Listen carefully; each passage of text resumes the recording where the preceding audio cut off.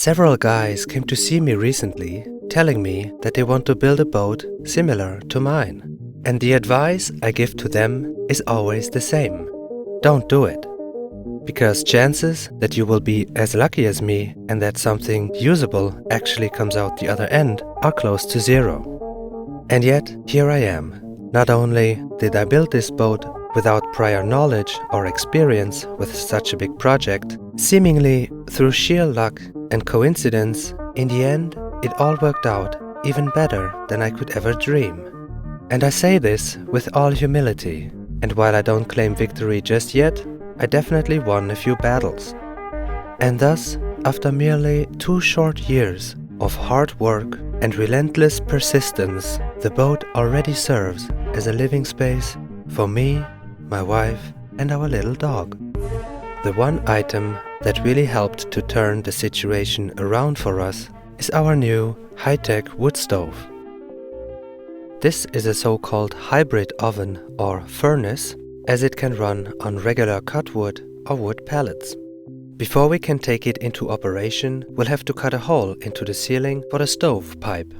I got this double-walled stainless steel pipe, as this seems to be the one this oven requires. To connect it to the oven, I first need to add this adapter, and then I can fit the pipe on top.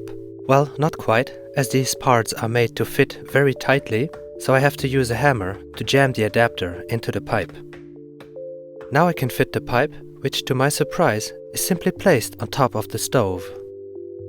After making sure that the oven was properly positioned, came the daring moment to cut a hole into the roof, which unfortunately had to be placed right at the intersection of 2 ceiling plates.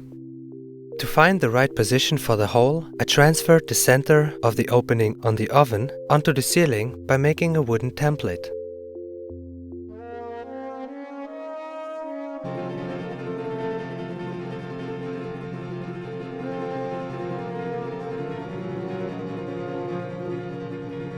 Then I drilled a hole from inside the boat so I can find the exact position once I'm standing on the roof.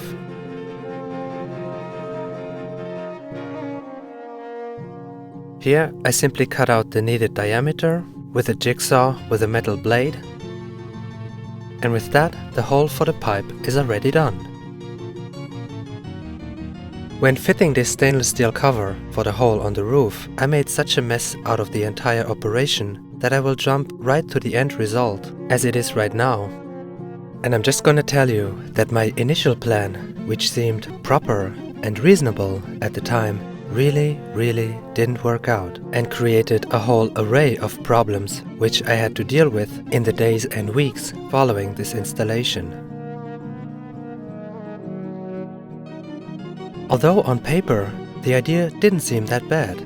I would create this little frame and then stuff it with stone wool to create a layer of insulation, and then put that stainless steel cover on top and screw it down onto the roof.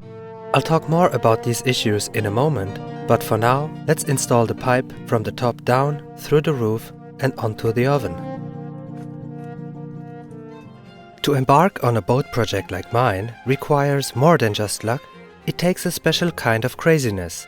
This may include certain personal attributes such as hyperactivity, harsh mood swings, and even bipolar tendencies. I personally seem to show traits of all of these, and having been dragged from one therapist to another in my youth, I would have loved to have an option like that offered by today's sponsor, BetterHelp. BetterHelp connects you with a licensed therapist who is trained to listen and give you helpful, unbiased advice. You can use my link betterhelp.com/myfirstboat to answer a few questions, and BetterHelp will match you with a professional who has years of experience helping people with struggles just like yours. You can use your phone or computer and reach out via phone call, video chat or messaging, however you feel most comfortable. You'll be matched with a therapist, usually within 48 hours, so you can get started fast. Let BetterHelp connect you with a therapist who can support you, all from the comfort of your own home. Visit betterhelp.com/myfirstboat or choose My First Boat during sign-up and enjoy a special discount on your first month. Finally, I put the rain hood on top, and with that, our chimney is finished.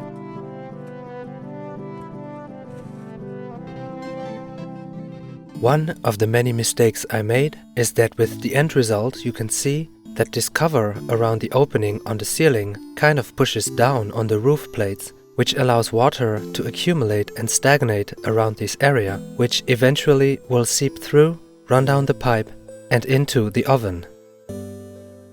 What I ended up doing is covering all the intersections with bitumen and then paint several layers of thick paint over it.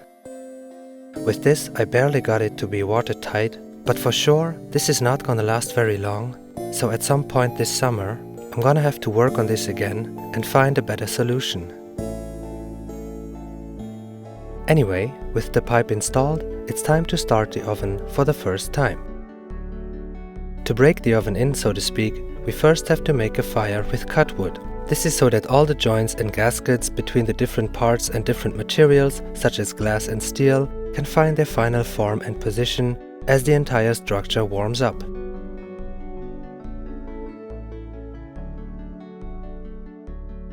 Once the cut wood fire is burned down, we're ready to start the operation with the pallets. There is an Archimedes screw which will drive up the pallets down from the tank up to the burning chamber. Once the fresh pellets have reached the burning chamber, we can start the ignition. This can be done either through a panel on the side of the stove or through an app.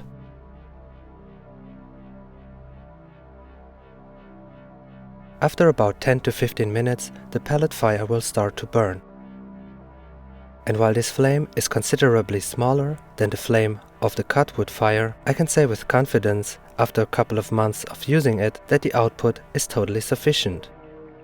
This oven is perfectly capable to heat up a room of the size we have here on this boat, but because at the time we had only insulated half of the ceiling and floor areas, I put up a wall to effectively reduce the size of the room we have to heat up. I would place the wall exactly halfway through the length of the cabin by taking a few square timber and carpeting a makeshift frame for the door in the middle.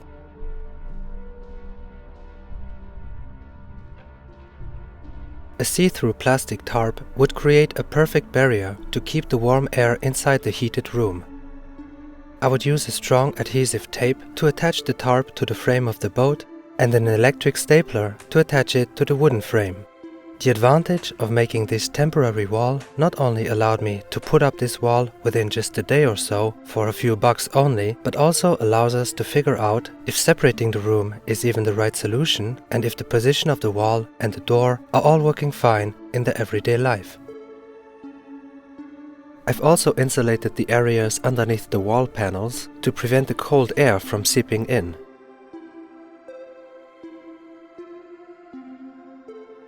For our next story, we have to go back to late summer 2023, to the time when I had just received my new doors and windows, when of course I had recently bought a bunch of new boats I didn't really need, when I put a new engine on this little guy, a new engine which I desperately needed since the old one was causing more and more problems and had eventually broken down completely. A topic which we might cover in a future video, and where for now you can just marvel at me driving oh so fast with this new engine. But jokes aside, to set the stage for this topic, we have to go into the rear compartment, which you remember we had just refurbished completely at this time.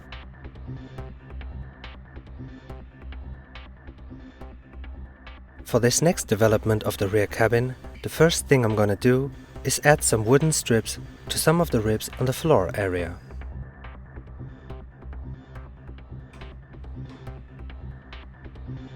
In this way, we can add a wooden floor.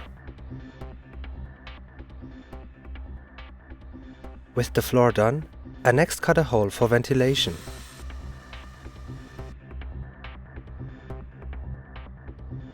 And I'm doing this of course to install my diesel generator down into the belly of the big boat. And before we really get started, I have to say that this is not a how-to video. I'm merely testing out some things and documenting them here for you to get inspired and maybe learn from my mistakes. Some of the things may appear a bit quirky, and I definitely do not recommend you try this at home. After deciding where to place the new hatch, I cut a hole from inside the boat at one of the corners of the hatch so I can find the right position on the outside. After tracing the outline for the new opening on the floor of the upper deck,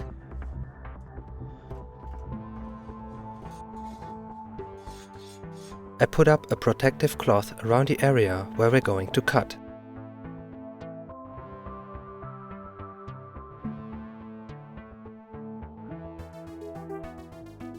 Cutting is done with the angle grinder, as this promises to leave the cleanest cut.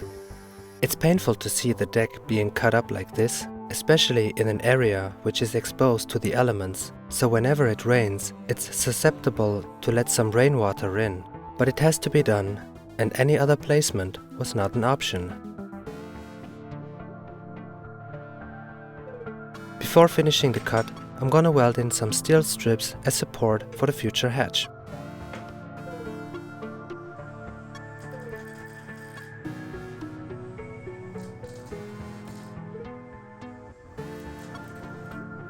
Now that the hatch is properly supported on both sides, I can go ahead and cut the thick L profiles, which are currently the only thing that are holding the piece in place.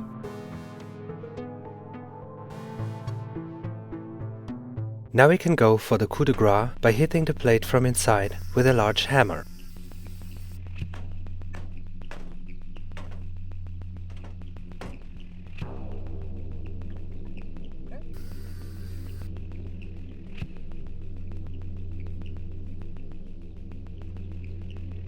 We don't have any time to waste, we're gonna get the generator ready to be hoisted down into the hull of the boat. For this, I've installed my electronic pulley onto the platform from where we steer the boat so that we can go ahead and lower it down.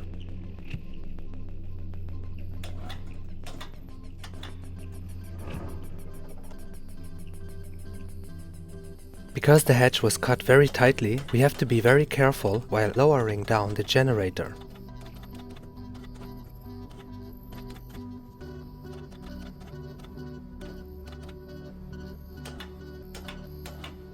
Once arrived in the underdeck, all we have to do is push and shove it into its final position.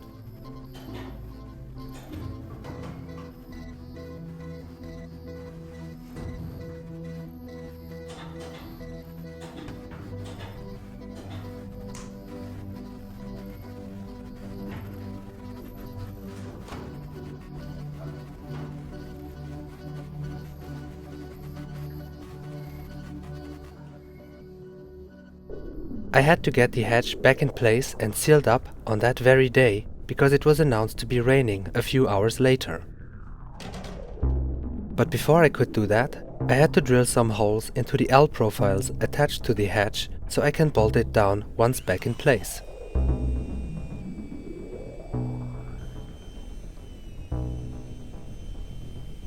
Of course, I need the same set of holes in the ceiling above the generator, for some of which I could use the magnetic core drill, but for others I had to use a regular drill. I made these brackets out of thick steel strips, and with a set of 10mm bolts, I hope to have reinstalled the stability of the ceiling in the area of the new hatch. And if there's one thing that always shows up when it's announced, it's the rain here in Berlin. But luckily, I just finished sealing up the hatch the night before, so everything remained dry inside. My plan is to suspend the generator completely so the vibrations don't go too much into the hull, and I was thinking to use rubber ropes made of bicycle tires to make it even more shock absorbent.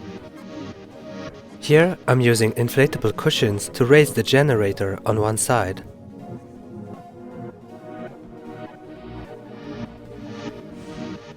However, for now, I first use regular tension straps.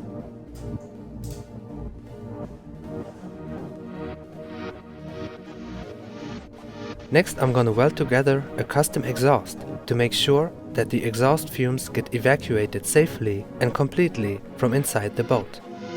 And because I couldn't find the right adapter to get to the needed pipe diameter, I had to weld together my own adapter out of a set of different sized pipes.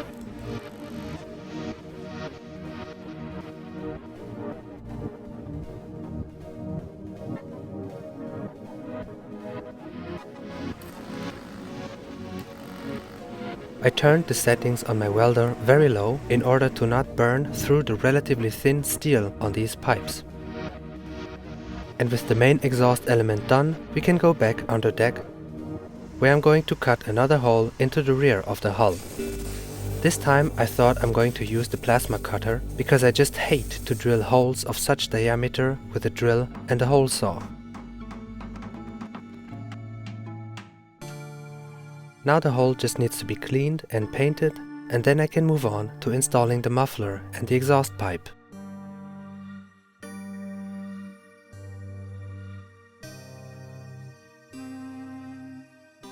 From the muffler to the outside, I use this flexible stainless steel pipe, which I simply feed through the hole I just cut and then connect to the exhaust pipe. With this, the exhaust pipe of our diesel generator is finished. I'm quite happy with the result, since it remains easy to access in case there were any issues with it.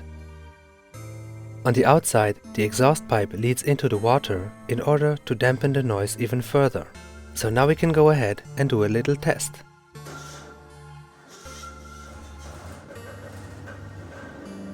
You can see the pipe is jumping around quite a bit, which actually led to the pipe breaking at some point. So for now I just tried to stabilize it as much as possible, with the plan, in a future date, to make everything more durable. The good news is that nobody was hurt. This happened a few weeks ago, when one of my boat neighbors had a little accident while cooking in his boat. Apparently the gas cooker tipped over, and he had just enough time to get out and save his own life, while all of his belongings went up in flames together with the boat. And thus, a person having very little ended up having even less due to a single short moment of inattention. The firefighters were quick to show up, and after a brief moment of assessment of the situation, they started to extinguish the flames.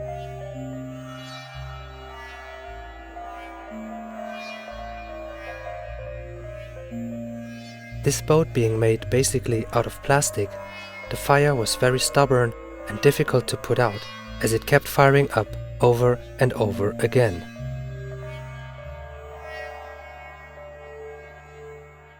The fact that this person had stored seemingly dozens of small gas bottles inside the boat didn't really help,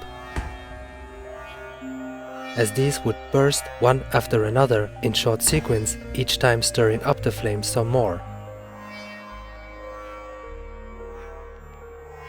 After a while, it seemed like the fire was extinct, but the materials inside the boat were so flammable that the fire was starting up over and over again. So eventually, the firefighters decided to break open the front part of the boat to dump some water into it directly. And in this way, in the end, they managed to put out the fire completely. By this time, the water police had also arrived at the scene, and the water division of the Berliner firefighters had also arrived, but by this time the fire was already extinct, so they turned around and went back home.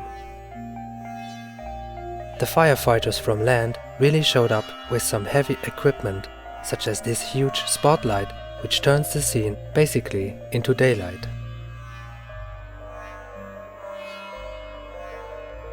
Here you can see the result of this little accident, and I'm showing this to you so this can be a cautionary tale, and hopefully you react like me, making sure that you have sufficient fire extinguishers placed around your boat. Me myself, having had a fire on my boat just this last summer, I definitely don't want to have this experience anytime soon again. In the days following this event, us boat neighbors got together and everyone chipped in, so this unlucky guy could get a new boat for living and have a fresh start, hopefully with more luck this time. And with that, I'm gonna leave you for today. Hopefully you found some value in what I showed you here, or maybe you were just entertained by my nonsense. I'm also sorry for making you wait so long this time. Hopefully in the future I can speed up the frequency of putting out new videos. Anyway, I'm grateful that you stayed until the end, and I hope to see you in the next video.